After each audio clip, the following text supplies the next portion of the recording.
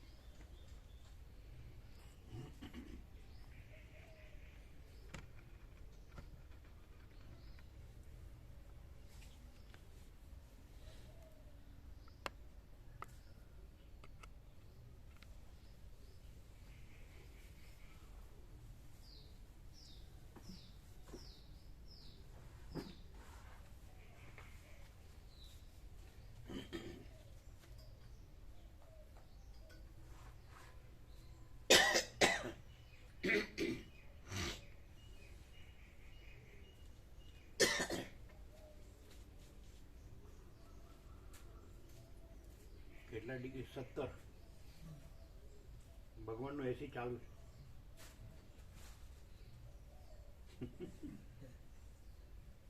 30 સુધી તો આપણે પંખાની જરૂર ન પડે.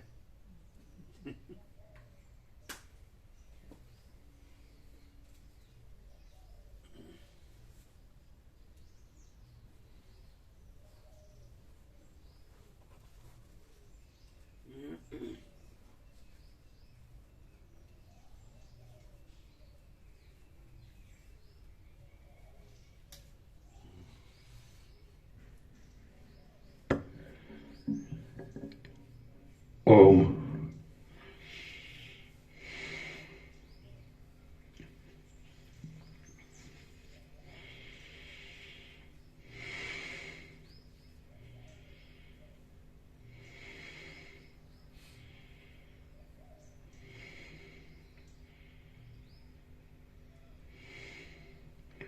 परम चिदाकाश,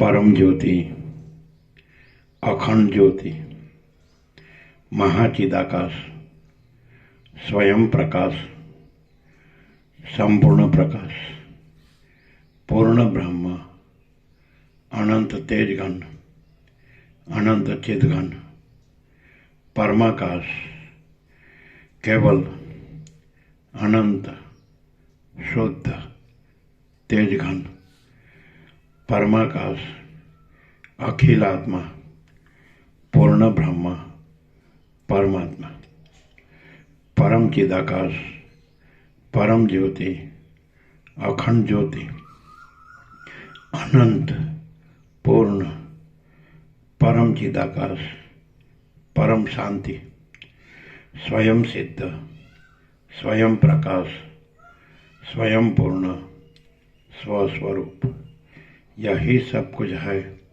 इसके सिवा कुछ नहीं है। शून्यभास, अनंत कोटि, महाकल्पो है ही नहीं। महाचिदाकाश, स्वयं प्रकाश, संपूर्ण प्रकाश, महाचिदाकाश ज्योति, अनंत અખંડ, અભેદ, મહાચિદાકાશ જ્યોતિ, મહાતત્વ, મહાસામાન્ય, મહાચિદાકાશ, સ્વસંવેદ્ય, સહજ નિર્વિકલ્પ, મહાચિદાકાશ, પરમ કૈવલ્ય, પરમ શાંતિ, પરમ ચિદાકાશ, અનંત, પૂર્ણ, નિરપેક્ષ, સત, અનંત, સંપૂર્ણ, અપરિઘી, નિર્ભ્રાંત, નિરપેક્ષ. વસિષ્ઠ રામ નિર્વાણ ઉત્તરાર્ધ રાઉન્ડ 40મો રાઉન્ડ.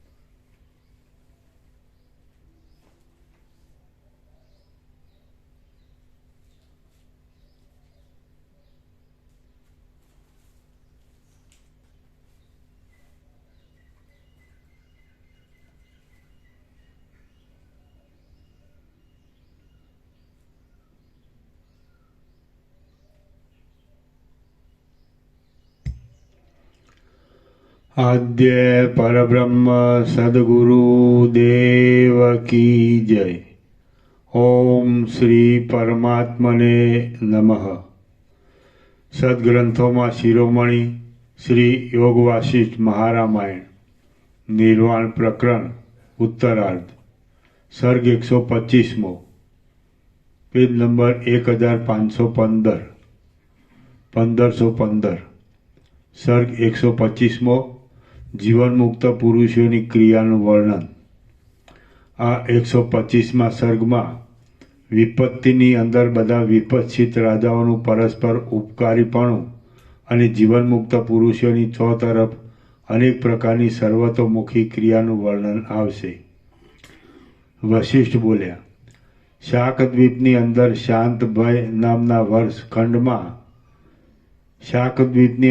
શાંતભય નામના વર્ષમાં જલધાર નામનો પર્વત છે. તેમાં હરિતકીના વનમાં પૂર્વ દિશાનો વિપશ્ચિત રાજા હરડેના વૃક્ષ ભાવને પામ્યો હતો અને તે કાતરના જેવી પૃથ્વીની અંદર રહેલી શિલા સંબંધી જળનું મૂળ દ્વારા પાન કરીને સ્થિતિ કરી રહ્યો હતો. પશ્ચિમ દિશાવાળા વિપશ્ચિત રાજાને આ વાતની ખબર પડી એટલે તે ત્યાં આવ્યો.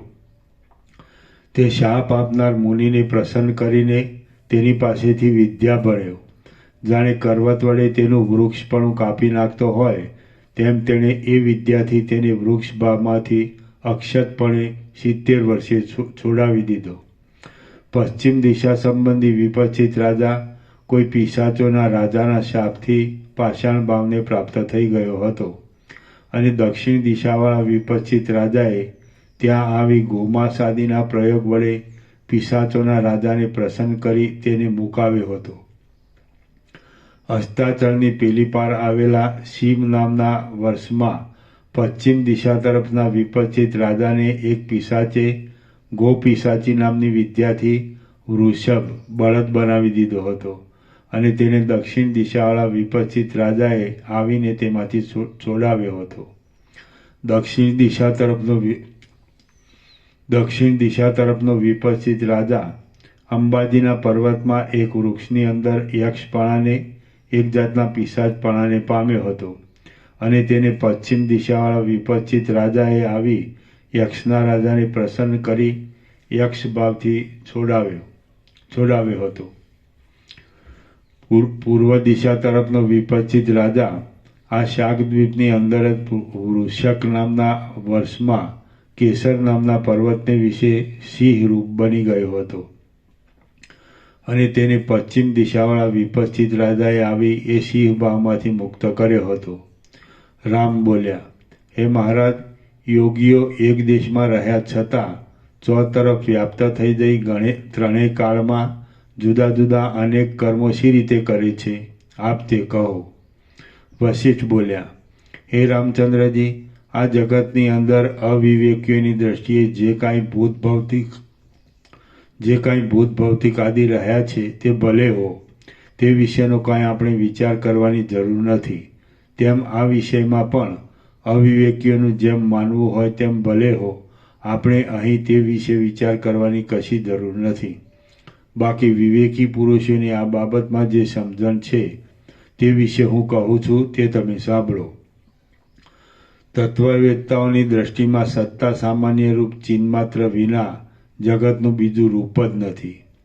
જ્યારે દ્રશ્યના અત્યંત અભાવનો બોધ થઈ જાય છે અને ઉત્પત્તિ પ્રલય સંબંધી દ્રષ્ટિનો પણ ક્ષય થઈ જાય છે, ત્યારે તત્વવેત્તા પુરુષ સત્તા સામાન્ય રૂપ ચિન્માત્રમાં જ નિરંતર વિશ્રાંત થઈ રહે છે. તત્વવેત્તાઓની દ્રષ્ટિમાં સત્તા સામાન્ય રૂપ ચિન્માત્ર વિના જગતનું બીજું રૂપ જ નથી. જ્યારે દ્રશ્યના અત્યંત અભાવનો બોધ થઈ જાય છે અને ઉત્પત્તિ પ્રલય સંબંધી દ્રષ્ટિનો પણ ક્ષય થઈ જાય છે, ત્યારે તત્વવેત્તા પુરુષ સત્તા સામાન્ય રૂપ ચિન્માત્રમાં જ નિરંતર વિશ્રાંત થઈ રહે છે. તેથી તે નિત્ય સર્વેશ્વર રૂપ થઈને સર્વ સ્વરૂપ તથા સર્વાત્મા રૂપ થાય છે. તેથી તે નિત્ય સર્વેશ્વર રૂપ થઈને સર્વ સ્વરૂપ તથા સર્વાત્મા રૂપ થાય છે. તો પછી ત્યારે તેને કયા સ્થળે, કોણ અને શી રીતે રોકી શકે એ તમે જ કહો. સર્વવ્યાપી અનુભવમાં આવે છે ત્યાં સુધી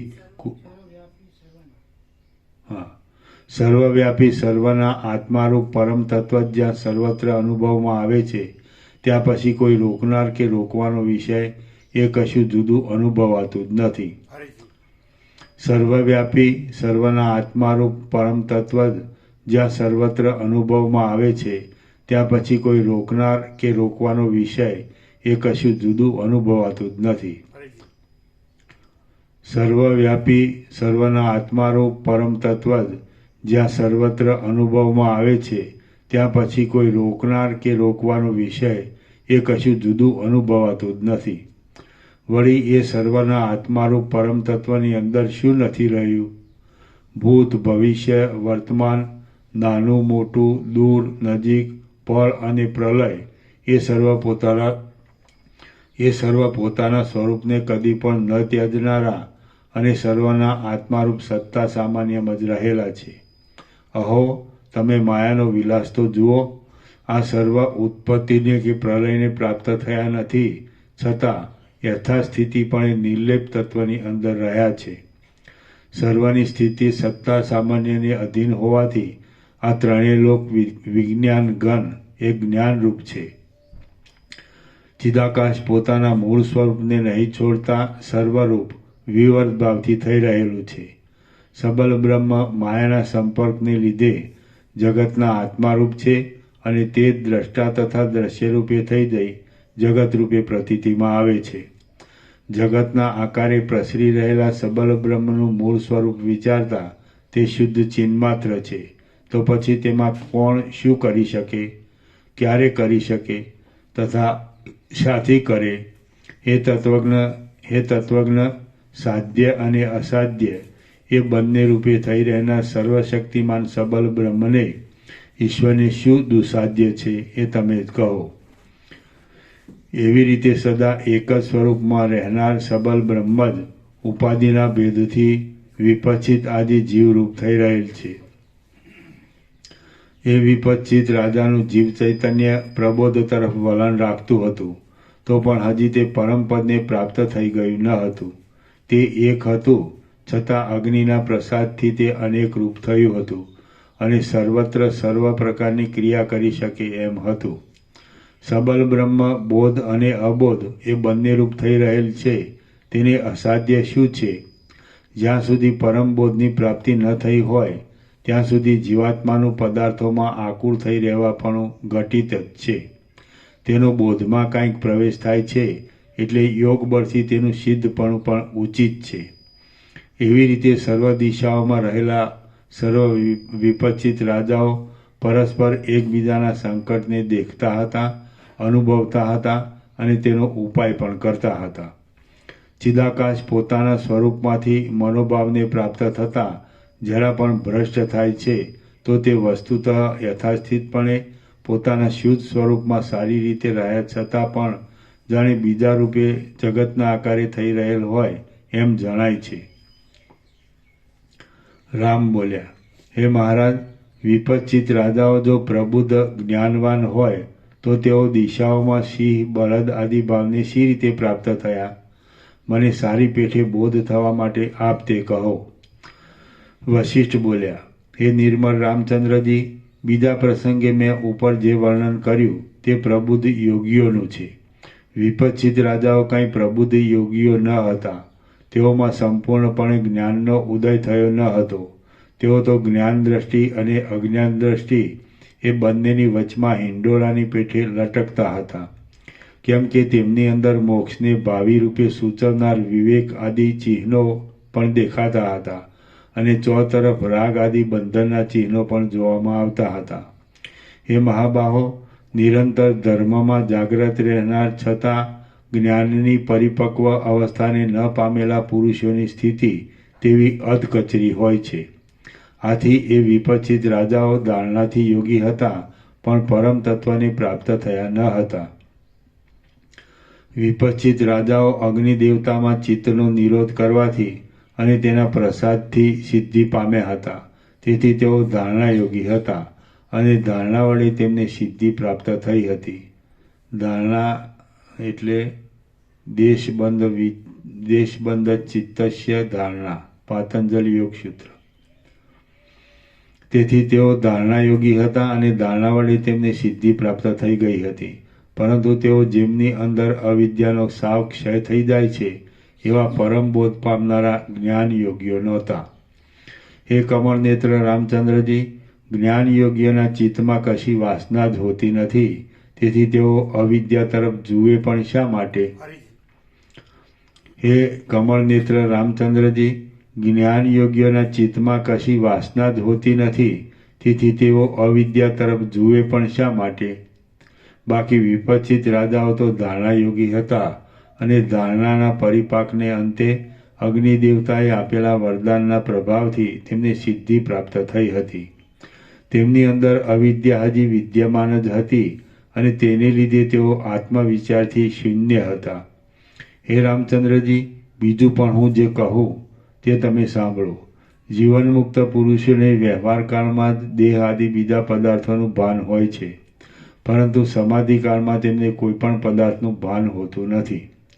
બંધની જેમ મોક્ષ પણ ચિત્તનો જ એક ધર્મ છે. તેથી તે સમાધિકાળમાં ચિત્તમાં રહે છે પણ દેહની અંદર રહેતો નથી. બાકી દેહનો ધર્મ જરા મરણ આદિ કિંવા દેહ ભાવને અધીન વ્યવહાર દેહથી નિવૃત્ત થતો નથી. પણ દેહની અંદર બંધની જેમ મોક્ષ પણ ચિત્તનો જ એક ધર્મ છે. તેથી તે સમાધિકાળમાં ચિત્તમાં રહે છે પણ દેહની અંદર રહેતો નથી. દેહ ન આવે, સ્વરૂપ આવે.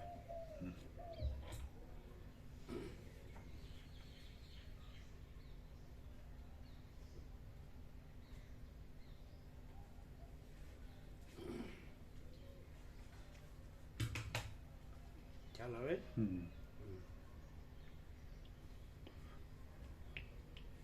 બંધની જેમ મોક્ષ પણ ચિત્તનો જ એક ધર્મ છે, તેથી તે સમાધિકાળમાં ચિત્તમાં રહે છે, પણ સ્વરૂપની અંદર રહેતો નથી. બાકી બરોબર. હા, પણ સ્વરૂપની અંદર રહેતો નથી. બાકી દેહનો ધર્મ જરા મરણ આદિ કિંવા દેહભાવને અધીન વ્યવહાર દેહથી નિવૃત્ત થતો નથી. મુક્ત થયેલું ચિત્ત પાછું ફરીવાર કોઈ દિવસ બંધાઈ જતું નથી. વૃક્ષની ડાળમાંથી નીચે ખરી પડેલા ફળને કયો માણસ યત્ન વડે પણ પ્રથમની પેઠે જ પાછું જોડી શકે છે? જીવનમુક્ત પુરુષોનો દેહ પણ દેહના ધર્મો વડે વ્યાપ્ત જ હોય છે, પરંતુ તેમનું દેહની અંદર રહેલું ચિત્ત તો સદાકાળ અચળ જ રહે છે. ધારણા આદિના પ્રયોગની પેઠે મોક્ષ બીજાથી જાણી શકાતો નથી, પરંતુ મદ આદિના આસ્વાદથી પેદા થનારા સુખની પેઠે તે સ્વસંવેદ્ય પોતાના જ જાણવામાં આવે તેવો છે. આ આત્મા સુખ દુઃખ આદિ મનના ધર્મો વડે યુક્ત થાય છે, ત્યારે તે જીવભાવને લીધે પોતે જ પોતાના બંધનો અનુભવ કરે છે. તે આત્મા જ્યારે મનના મોક્ષને લીધે સુખ આદિ ભાવથી રહિત થઈ જાય છે, ત્યારે શાસ્ત્રકારો તેને મુક્ત કહે છે. આ વાત અનુભવ વડે પોતાની મેળે જ જણાઈ રહે તેવી છે. જેનું ચિત્ત અંદર શીતળ હોય છે તે જ મુક્ત કહેવાય છે. ચિત્તની અંદર સંતાપ રહેવો એ બંધ છે. બંધ અને મોક્ષ એ બંને દેહાદિકના ધર્મ નથી એમ દેખાય છે.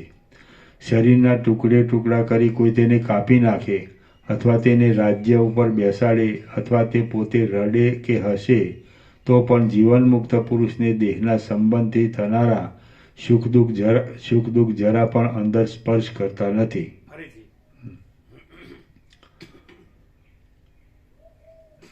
ચિત્તની અંદર સંતાપ બંધ અને મોક્ષ એ બંને દેહાદિકના ધર્મ નથી એમ દેખાય છે.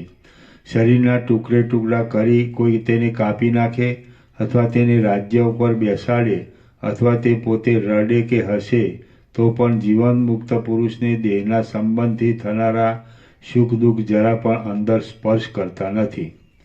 જોકે દેહ આદિમાં તે સુખ દુઃખને અનુભવે છે, પરંતુ હું સુખી છું અને હું દુઃખી છું એવો અનુભવ દેહમાં થવાથી તેના અધ્યાસની કલ્પના પણ એ દેહમાં થાય છે.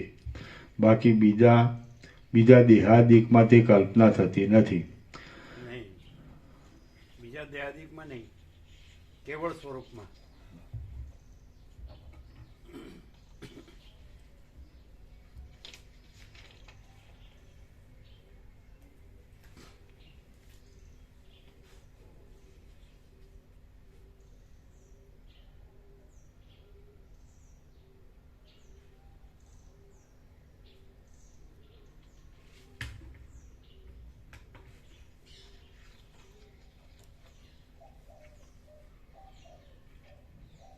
જોકે દેહ આદિમાં તે સુખ દુઃખને અનુભવે છે, પરંતુ હું સુખી છું અને હું દુઃખી છું એવો અનુભવ દેહમાં થવાથી તેના અધ્યાસની કલ્પના પણ એ દેહમાં થાય છે.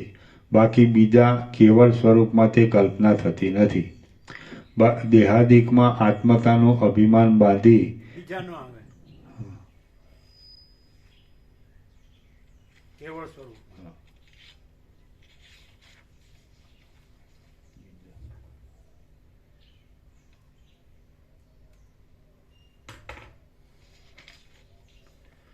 બાકી કેવળ સ્વરૂપમાં તે કલ્પના થતી નથી.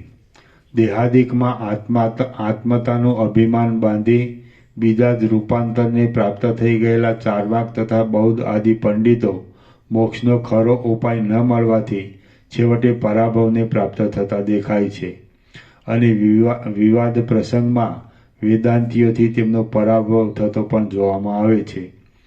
જીવનમુક્ત પુરુષોની દ્રષ્ટિમાં પોતાના આત્મ સ્વરૂપ સિવાય બીજું દેહ આદિ કશું છે જ નહીં. મહાઉદયને પ્રાપ્ત થયેલ જીવનમુક્ત પુરુષોની દ્રષ્ટિમાં પોતાના આત્મ સ્વરૂપ સિવાય બીજું દેહ આદિ કશું છે જ નહીં. જીવનમુક્ત પુરુષોની દ્રષ્ટિમાં પોતાના આત્મ સ્વરૂપ સિવાય બીજું દેહ આદિ કશું છે જ નહીં. મહાઉદયને પ્રાપ્ત થયેલો જીવનમુક્ત પુરુષ સદા આત્માનંદમાં મગ્ન હોય છે. મહા ઉદયને પ્રાપ્ત થયેલો જીવનમુક્ત પુરુષ સદા આત્માનંદમાં મગ્ન હોય છે. તેથી તે મરતા છતાં પણ મરતો નથી, રોતા છતાં પણ રોતો નથી અને હસતા છતાં પણ હસતો નથી. ફરીથી. મહા ઉદયને પ્રાપ્ત થયેલો જીવનમુક્ત પુરુષ સદા આત્માનંદમાં મગ્ન હોય છે. તેથી તે મરતા છતાં પણ મરતો નથી, રોતા છતાં પણ રોતો નથી અને હસતા છતાં પણ હસતો નથી. તત્વદર્શી પુરુષો રાગમુક્ત છતાં રાગયુક્ત જેવા દેખાય છે, કોપ રહિત છતાં કોપયુક્ત જેવા જણાય છે અને મોહ રહિત છતાં મોહયુક્ત જેવા જોવામાં આવે છે. ફરીથી. તત્વદર્શી પુરુષો રાગમુક્ત છતાં રાગયુક્ત જેવા દેખાય છે, કોપ રહિત છતાં કોપયુક્ત જેવા જણાય છે અને મોહ રહિત છતાં મોહયુક્ત જેવા જોવામાં આવે છે. આકાશમાં જેમ અંકુરો ઉત્પન્ન ન થાય તેમ અમુક સુખ છે અને અમુક દુઃખ છે એવી કલ્પનાઓ તેમનાથી ઘણે દૂર રહેલી હોય છે. ફરીથી. આકાશમાં જેમ અંકુરો ઉત્પન્ન ન થાય તેમ અમુક સુખ છે અને અમુક દુઃખ છે એવી કલ્પનાઓ તેમનાથી ઘણે દૂર રહેલી હોય છે.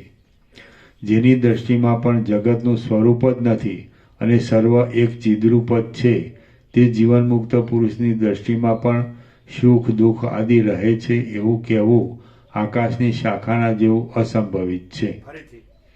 જેની દ્રષ્ટિમાં પણ જગતનું સ્વરૂપ જ નથી અને સર્વ એક ચિદ્રૂપ જ છે, તે જીવનમુક્ત પુરુષની દ્રષ્ટિમાં પણ સુખ દુઃખ આદિ રહે છે એવું કહેવું આકાશની શાખાના જેવું અસંભવિત છે. સર્વત્ર જય મેળવનારા જીવનમુક્ત પુરુષો અંદર શોક રહિત છે. સર્વત્ર જય મેળવનારા જીવનમુક્ત પુરુષો અંદર શોક રહિત છે, છતાં તેવા પ્રસંગે તેઓ શોક કરતા દેખાય છે. વળી મસ્તકાદી અવયવ કપાઈ જાય તો પણ તત્વદર્શી પુરુષો જાણે કશું જ ન કપાયું હોય તેમ કેવળ એક આત્મામાં સ્થિર થઈ રહેલા જણાય છે. વળી મસ્તકાદી અવયવ કપાઈ જાય તો પણ તત્વદર્શી પુરુષો જાણે કશું ન કપાયું હોય તેમ કેવળ એક આત્મામાં સ્થિર થઈ રહેલા જણાય છે. સામગાનમાં તત્પર થઈ રહેલા બ્રહ્માના મોટા મસ્તકને મહાદેવજીએ સુકુમાર કમળની પેઠે નખ વડે ચીરી નાખ્યું હતું અને પોતે શક્તિમાન છતાં બ્રહ્માએ તે મસ્તકને પાછું ફરીવાર ઉત્પન્ન કર્યું નહોતું. કેમ કે ચિદાકાશરૂપ બ્રહ્મા પોતે આકાશના જેવા જ છે, તો પછી તેમને બીજા પાંચમા મિથ્યા મસ્તક વડે શું વિશેષ છે? ફરીથી. કેમ કે ચિદાકાશરૂપ બ્રહ્મા પોતે આકાશના જેવા જ છે, તો પછી તેમને બીજા પાંચમા મિથ્યા મસ્તક વડે શું વિશેષ છે? તેમને કાંઈ કરવાનું કે કાંઈ ન કરવાનું કશું પણ પ્રયોજન નથી. તેમને કાંઈ કરવાનું કે કાંઈ ન કરવાનું કશું પણ પ્રયોજન નથી. બાકી પ્રાણીઓના કર્મને અનુસરીને જે જેવી રીતે થઈ જાય તે ભલે તેવી રીતે થાવ, બીજા ફેરફારોની તેની શી જરૂર છે?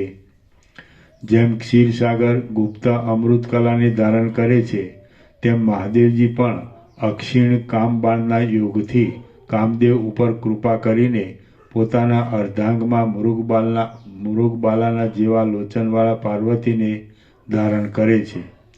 વળી કામદેવનો નિગ્રહ કરતા સમાધિમાં નિર્વિઘ્ન રીતે પ્રવૃત્તિ થવાથી તે હર્ષાશ્રુને ધારણ કરે છે. મહાશય શ્રી મહાદેવજી પોતે સમર્થ છે, છતાં પણ રાગીપણાનો ત્યાગ કરતા નથી.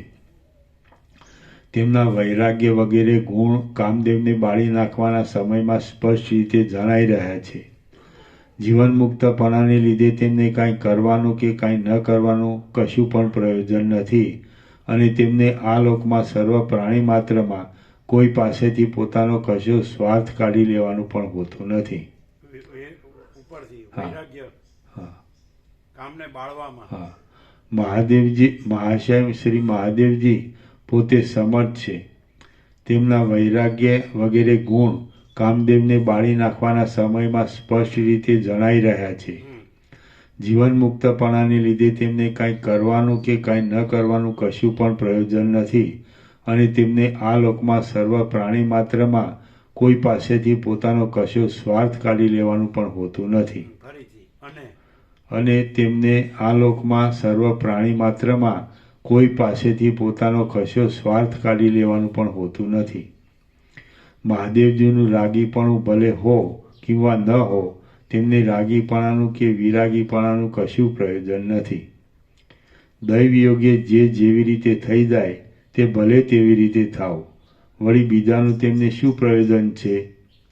જીવનમુક્ત જનાર્દન પોતે અસુર નિગ્રહ આદિ કર્મ કરે છે, ઇન્દ્રાદિ દ્વારા કર્મ કરાવે છે. અવતારની સમાપ્તિ થતાં મૃત્યુને પ્રાપ્ત થઈ અંતર્ધાન થઈ જાય છે અને પારધી આદિ તેમના અંતર્ધાન થવામાં નિમિત્તરૂપ થાય છે. તે પોતે દેહ ધારણ કરે છે અને નિરંતર વૃદ્ધિને પણ પ્રાપ્ત થાય છે. એ વિષ્ણુ ભગવાન પોતે સમર્થ છે, છતાં તે પ્રાણીઓના કર્મ અનુસાર પ્રાપ્ત થયેલી વ્યવહારની વ્યગ્રતાને મૂકી શકતા નથી. વળી તેમને એ વ્યવહારની વ્યગ્રતાનો ત્યાગ કરવાનું કે ગ્રહણ કરવાનું કશું પ્રયોજન નથી, પણ જે જેવી રીતે પ્રાપ્ત થતું હોય તે ભલે તેવી રીતે પ્રાપ્ત થાવ એમ સમજીને વાસના રહિત અને શુદ્ધ ચૈતન્ય સ્વરૂપ હરિ નિષ્કામપણે જ રહ્યા છે. પણ જે જેવી રીતે પ્રાપ્ત થતું હોય તે ભલે તેવી રીતે પ્રાપ્ત થાવ એમ સમજીને વાસના રહિત અને શુદ્ધ ચૈતન્ય સ્વરૂપ હરિ નિષ્કામપણે જ રહ્યા છે. સૂર્યનારાયણ નિરંતર જગતરૂપી ઘરના આકાશરૂપી આંગણાની અંદર કાળના એક દડારૂપ થઈ રહેલા પોતાના આત્માને પ્રાણીઓના કર્મ અનુસાર નિરંતર ભ્રમણ કરાવ્યા કરે છે. એ સૂર્યનારાયણ પોતાના દેહને તે વ્યાપારમાંથી રોકવા સમર્થ નથી એમ નથી, પરંતુ તે જીવનમુક્તપણાથી નિષ્કામ રહી યથાસ્થિત રીતે પોતાનો કાર્યનિર્વાહ કરી લે છે. ચંદ્રમાં જીવનમુક્તપણાને લીધે કશા પણ ખેદને પામતો નથી અને યથાસ્થિતપણે રહી પ્રલય પર્યંત અક્ષય એવા ક્ષયને વ્યર્થ જ અનુભવે છે. અગ્નિ જીવનમુક્તપણાને લીધે યથાપ્રાપ્ત સ્થિતિ વડે સમાન દશામાં રહે છે. તે મરુતના યજ્ઞમાં 12 વર્ષ પર્યંત હાથીની સૂંઢ જેવી નિરંતર પડ્યા કરતી ઘૃત ધારારૂપી હૂત દ્રવ્યોનો ઉપભોગ કરે છે, તેથી તેને અજીર્ણ થાય છે. વળી કાર્તિક સ્વામીની ઉત્પત્તિના પ્રસંગમાં સ્થાનથી ભ્રષ્ટ થયેલા મહાદેવજીના વીર્યનું પાન કરવાથી તે પોતાને વિશે દાહ અનુભવે છે. આમ તે ઉત્પન્ન થયેલા ખેદને ધારણ કરે છે. દૈત્યો અને દેવતાઓના ગુરુ શુક્ર તથા બૃહસ્પતિ જીવન મુક્ત છે, છતાં તેઓ લોકમાં અનેક પ્રકારે પરસ્પર જયની ઈચ્છા વડે કૃપણ જેવા થઈ રહે છે. જીવનમુક્ત મનવાળા તત્વજ્ઞ જનક રાજા જગતની અંદર ઉગ્ર રણમોખરામાં પોતાના દેહને જર્જર બનાવી દેતા રાજ્યને કરતા રહે છે. નળ, માંધાતા, સગર, દિલીપ અને નહુષ આદિ રાજાઓ જીવનમુક્ત છતાં કેમ જાણે પ્રકૃતિ વડે આકુર થઈ ગયા હોય તેમ રાજ્ય કરતા હતા. અજ્ઞાનીની જેમ પંડિત પણ વ્યવહારમાં પ્રવૃત્તિ કરે છે. વાસનાનું હોવું એ અને ન હોવું એ જ માત્ર બંધ મોક્ષનું કારણ છે. વાસનાનું હોવું એ અને ન હોવું એ જ માત્ર બંધ મોક્ષનું કારણ છે. બલિ, પ્રહલાદ, નમુચી, વૃત્ર, અંધક અને મૂળ આદિ જીવનમુક્ત પુરુષો વિરાગી છતાં રાગીની પેઠે જ જગતમાં સ્થિતિ કરી રહ્યા હતા. જીવનમુક્ત પુરુષરૂપી ચિદાકાશમાં બીજાઓને રાગદ્વેષનો ક્ષય કે ઉદય થતો જોવામાં આવે કિંવા તેનું સારાપણું કે નરસાપણું ભાસે તો પણ તેમને શુદ્ધ સ્વરૂપ જ્ઞાનનો આવિર્ભાવ છે, તેથી તેમના મોક્ષમાં કશો પણ સંદેહ નથી. જીવનમુક્ત પુરુષરૂપી ચિદાકાશમાં બીજાઓને રાગદ્વેષનો ક્ષય કે ઉદય થતો જોવામાં આવે કિંવા તેનું સારાપણું કે નરસાપણું ભાસે તો પણ તેમને શુદ્ધ સ્વરૂપ જ્ઞાનનો આવિર્ભાવ છે, તેથી તેમના મોક્ષમાં કશો પણ સંદેહ નથી. જે જીવનમુક્ત પુરુષો ચિદાકાશના જેવા શુદ્ધ જ્ઞાન વડે સર્વ જીવોને ચિદાકાશ જેવા અસંગ પૂર્ણ બ્રહ્મરૂપ સમજે છે, તેમનામાં ભેદ બુદ્ધિ ક્યાંથી સંભવે? જે જીવનમુક્ત પુરુષો ચિદાકાશના જેવા શુદ્ધ જ્ઞાન વડે સર્વ જીવોને ચિદાકાશ જેવા અસંગ પૂર્ણ બ્રહ્મરૂપ જ સમજે છે, તેમનામાં ભેદ બુદ્ધિ ક્યાંથી સંભવે? જેમ પ્રકાશમાન ઇન્દ્રધનુષ્ય અનેક પ્રકારે દેખાતા છતાં શૂન્ય અને આભાસ માત્ર છે, તેમાં દ્રશ્યરૂપી ભ્રાંતિ પણ અનેક પ્રકારે દેખાતા છતાં શૂન્ય અને આભાસ માત્ર છે.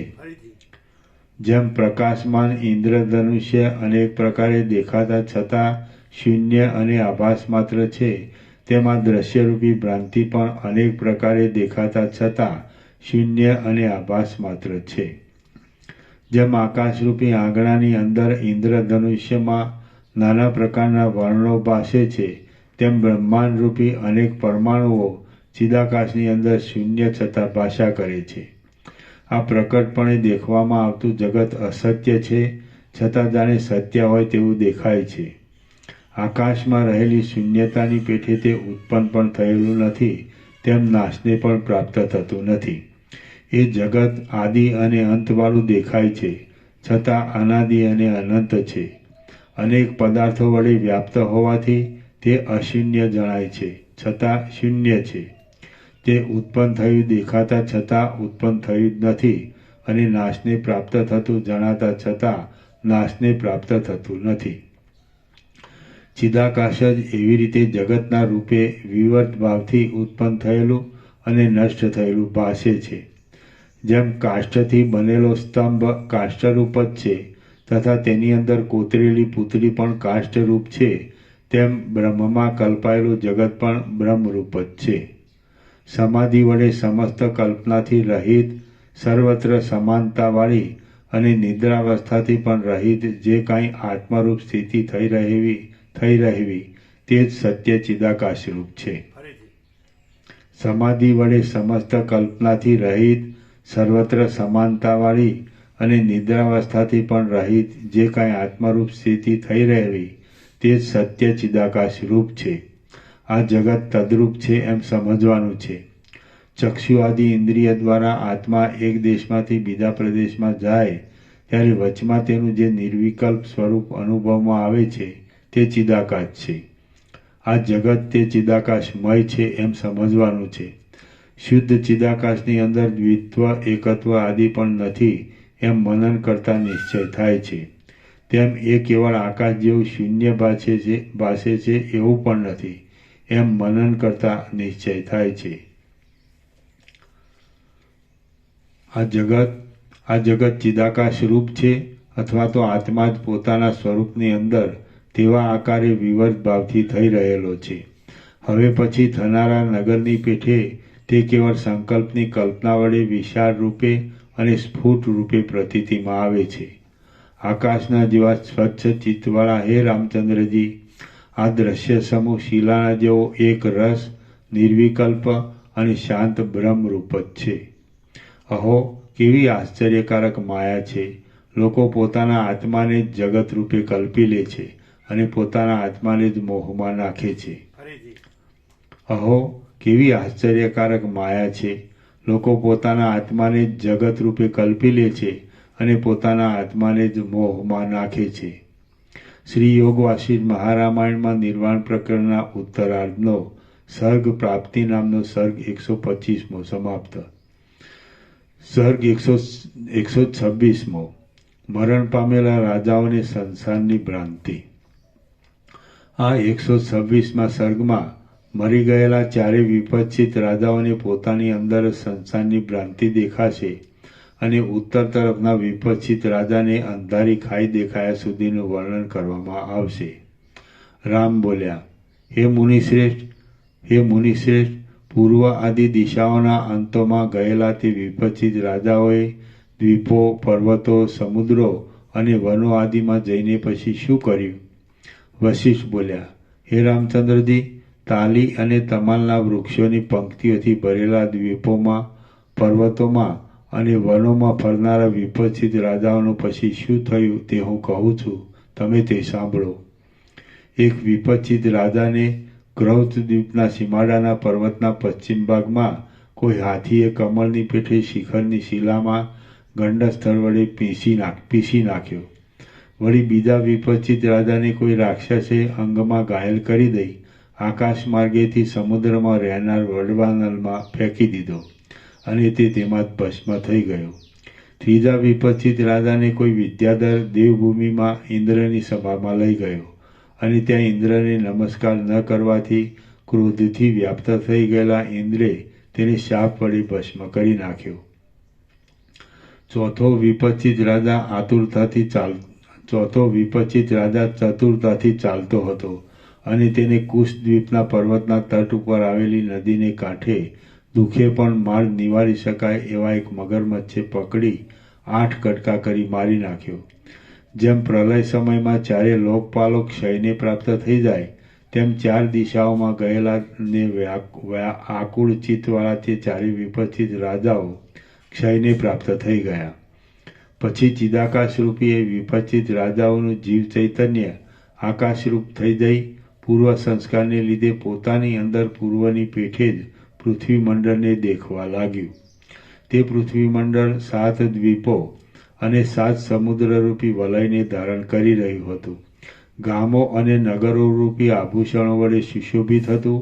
ઉપરના ભાગમાં પીઠની પેઠે અતિ ઉત્પન્ન મેરુ પર્વતને ધારણ કરી રહ્યું હતું અને મેરુ પર્વત ઉપર રહેલા બ્રહ્માના ગ્રહરૂપી શિરોમણિ વડે દેદીપ્યમાન દેખાતું હતું. તે ચંદ્રબિંબ અને સૂર્યબિંબ રૂપી નેત્ર વડે રમણીય દેખાતું હતું. તેમાં તારાઓ રૂપી મોતીઓનો સમૂહ ઝબકી ઉઠતો હતો.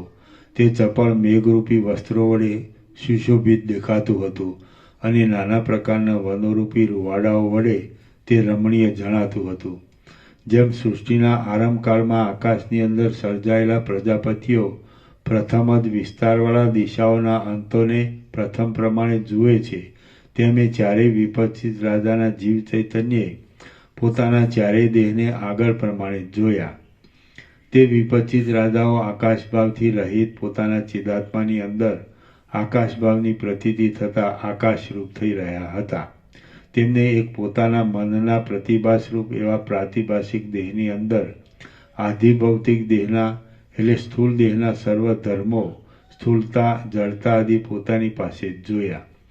એ દેહના આધારરૂપ આત્માનું વાસ્તવ સ્વરૂપ ન ઓળખાયાથી તે વિપશ્ચિત રાજાઓ પૂર્વ સંસ્કારને લીધે પાછા દ્રશ્યરૂપ અવિદ્યા કેવડી હશે તેનો નિર્ણય કરવા માટે પૂર્વ પ્રમાણિત પ્રવૃત્ત થઈ ગયા. દ્રશ્ય અને દર્શનના મધ્યમાં અનુભવ રૂપે દેખાતી ભૂમંડળરૂપી અવિદ્યાનું પરિણામ જોવા માટે તેમણે અનેક દ્વીપાંતરોમાં ભ્રમણ કર્યું. પશ્ચિમ દિશાવાળો વિપશ્ચિત રાજા 7 દ્વીપોનું અને 7 મહાસાગરોનું ઉલ્લંઘન કરી ગયો અને સુવર્ણથી ઘટ એવી ભૂમિમાં ક્રીડા કરી રહેલા જનાર્દન ભગવાન પાસે જઈ પહોંચ્યો. તેણે એ ભગવાન પાસેથી અનુપમ બ્રહ્મ વિદ્યા મેળવી અને તે જ દિશાની અંદર તે 5 વર્ષ સુધી સમાધિમાં રહ્યો. એ પછી તેણે દેહનો ત્યાગ કર્યો અને તેનું ચિત્ત કેવળ ચિદ્રૂપતાને પ્રાપ્ત થઈ ગયું. એટલે તેનો પ્રાણ જેમ આકાશભાવને પ્રાપ્ત થઈ ગયો તેમ તે પોતે પણ નિર્વાણને પ્રાપ્ત થઈ ગયો. પૂર્વ દિશાવાળો વિપશ્ચિત રાજા પૂર્ણિમાના પૂર્ણ ચંદ્રબિંબની સન્નિધિમાં ઉપરથી ફરીથી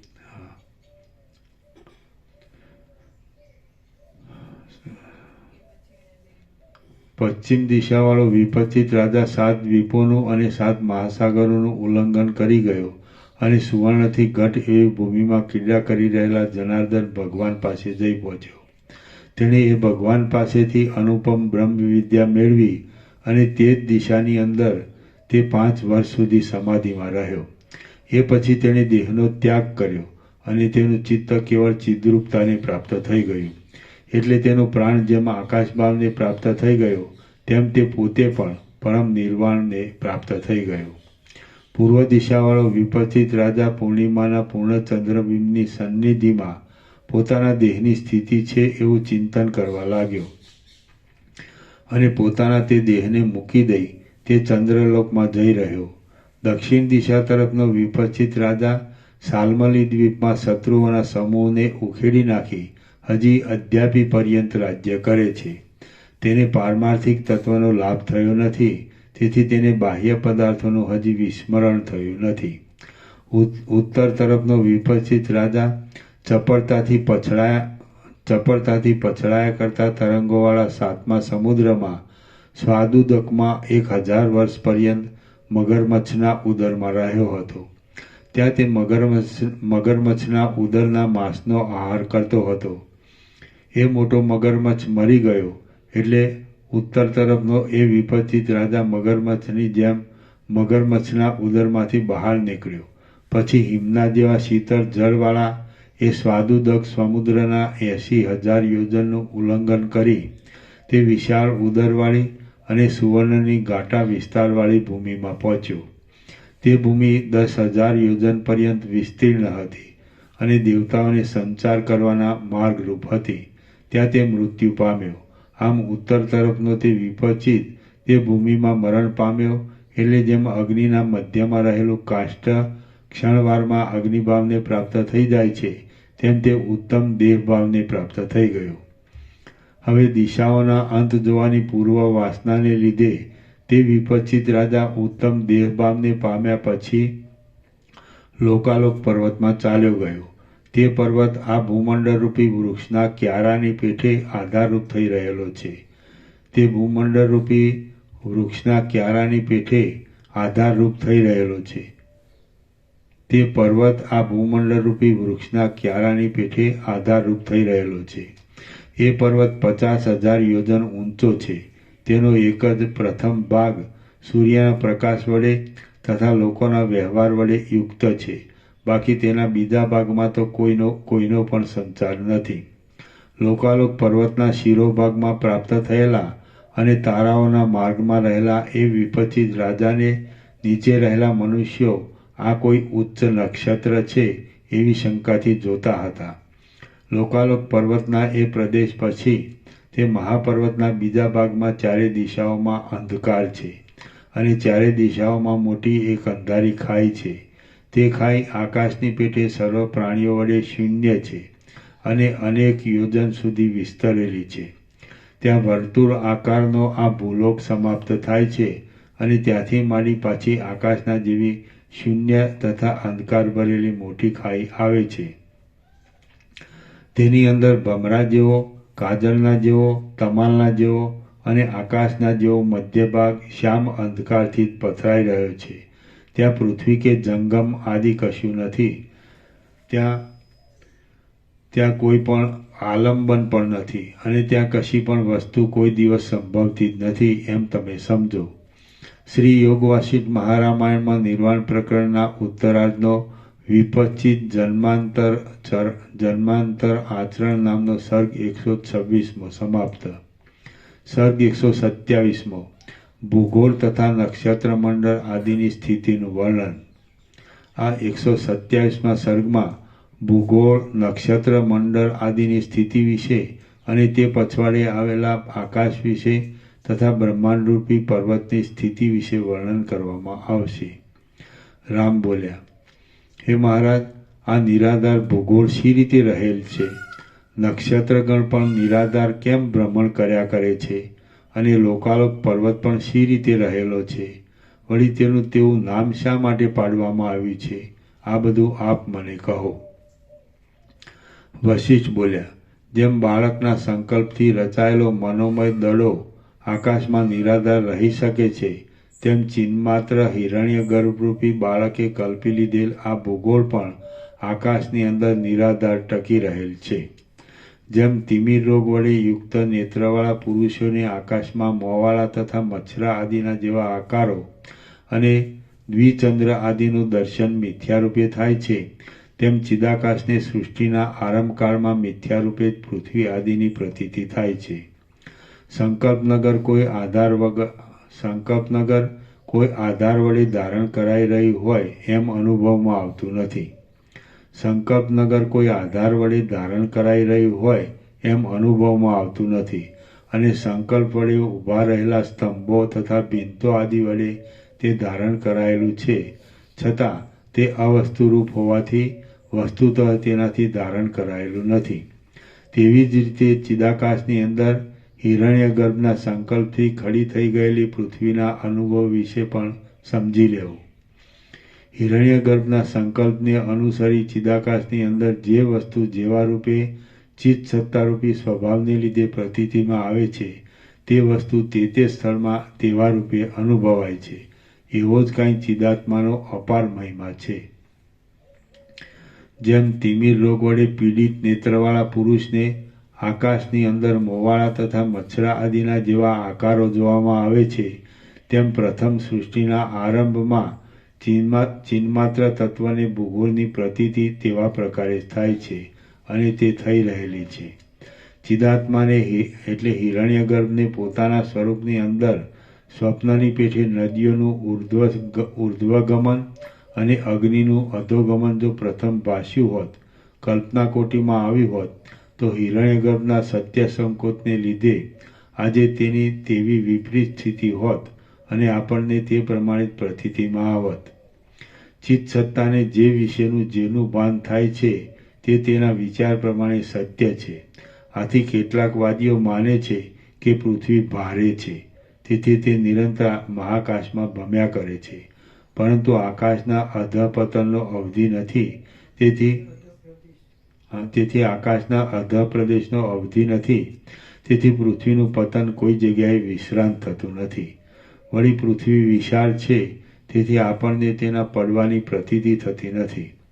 તેમજ ધ્રુવની સાથે બંધાયેલું જ્યોતિષચક્ર નક્ષત્ર મંડળ પણ એ પૃથ્વીની સાથે જ છે અને તેથી તે અનાદિકાળથી ભમતું રહે છે, એમ કેટલાક માને છે. બીજા કેટલાક વાદીઓ માને છે કે પૃથ્વીની નીચે, ઉપર અને ચારે બાજુ જળ જ ભર્યું છે અને તેની અંદરના છિદ્રોના ભાગમાં પવનથી પૂર્ણપણે ભરેલા પૃથ્વીના 7 લોકો રહ્યા છે. હવે અંદર રહેલો વાયુ અતિ હલકો છે, તેથી તે પૃથ્વી જળમાં રહેલી તુંબડીની પેઠે નિરંતર ઉપર જ તરતી રહે છે. કેટલાક માને છે કે ભૂગોળની ચારે બાજુ આકાશ જ રહેલું છે અને તેમાં એ ભૂગોળના ભ્રમણ વિશે તેઓ પોતપોતાની અનુકૂળતા પ્રમાણે કલ્પના કરી લે છે. વળી બીજાઓ કહે છે કે જ્યોતિષચક્ર ફરતું નથી, પરંતુ પૃથ્વી જ પોતાના સ્થાનમાં ફરતી રહે છે, પણ આપણને તેની ખબર પડતી નથી. વહાણમાં બેઠેલા પુરુષોને જેમ કાંઠે રહેલા વૃક્ષો ફરતા લાગે છે, તેમ જ્યોતિષચક્ર આપણને ફરતું દેખાય છે. વળી કેટલાકનું માનવું એમ છે કે પૃથ્વીનું પતન અસંભવિત હોવાથી તે સદાકાળ પોતાના સ્થાનમાં સ્થિર છે.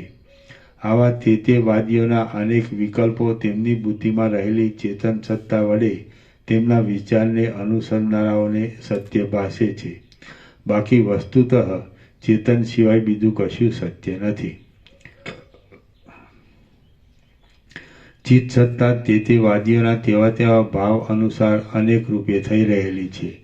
જેઓને આ ભૂગોળ નિશ્ચળ ભાસે છે તેમની દ્રષ્ટિમાં તે સ્થિર જ છે. જેમની દ્રષ્ટિ નિરંતર અપ્રતિહત રહેનાર હોય છે તેમને તે સદા પ્રકાશમય ભાસે છે અને તેમના વિચાર પ્રમાણે તેવી છે. જેઓ જન્મથી જ અંધ છે તેવાઓની દ્રષ્ટિઓ સદાકાળ પ્રકાશ વિનાની જ છે. બાકી વસ્તુતઃ જોતા એ સર્વ ભાવો તે સર્વના પોતાના આત્માની અંદર રહેલા છે. એક ચિદાત્માના જ ભાનને અનુસરીને તારામંડળ અને પૃથ્વી આદિની પ્રતીતિ થાય છે. બાકી વસ્તુતઃ વિચારતા આ સર્વ અસત્ય છતાં અવિદ્યાને લીધે સદાકાળ અખંડિતપણે સત્ય જ ભાષા કરે છે. આ પૃથ્વી લોકાલોક પર્વત સુધી વ્યાપ્ત છે અને તેનું પરિણામ પણ તેવડું જણાય છે. ત્યાર પછી તો આકાશરૂપી એક મોટી ખાઈ રહેલી છે અને તેની અંદર એક મહાસાગરના જેવો અંધકાર જ ભરપૂર છે. વળી કોઈ જગ્યાએ કંઈક પ્રકાશ પણ રહેલો છે.